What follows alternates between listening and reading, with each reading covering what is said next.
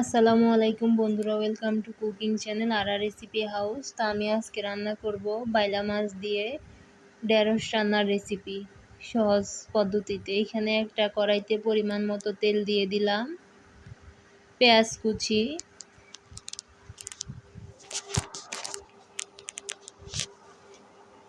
এগুলো এবার রসুন বাটা দিয়ে দিলাম, একটু নেড়ে চেড়ে ভেজে নেব।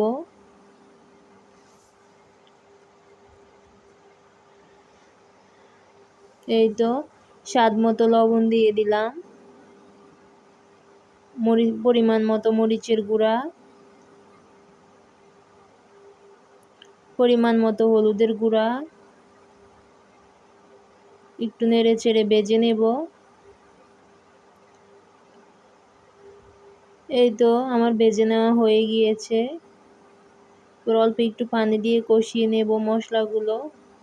কষানো হয়ে গিয়েছে আমার মশলা। এবার এখানে মাছ দিয়ে দিলাম, বেলে মাছগুলা।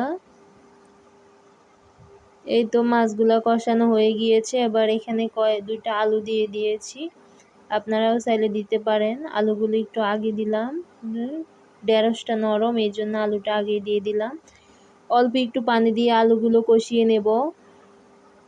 এই তো আলু কষানো হয়ে গিয়েছে, দেখতে পাচ্ছেন কালারটা কত সুন্দর।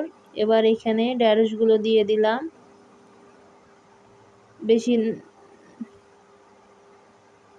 নাড়া যাবে না, অল্প নেড়ে করতে হবে। এই তো আমার ঢেঁড়সগুলো কষানো হয়ে গিয়েছে।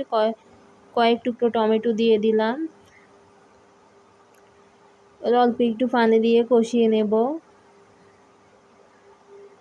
এই তো একটু নেড়ে চেড়ে নিলাম। আমার রান্না হয়ে গিয়েছে। এভাবে আপনার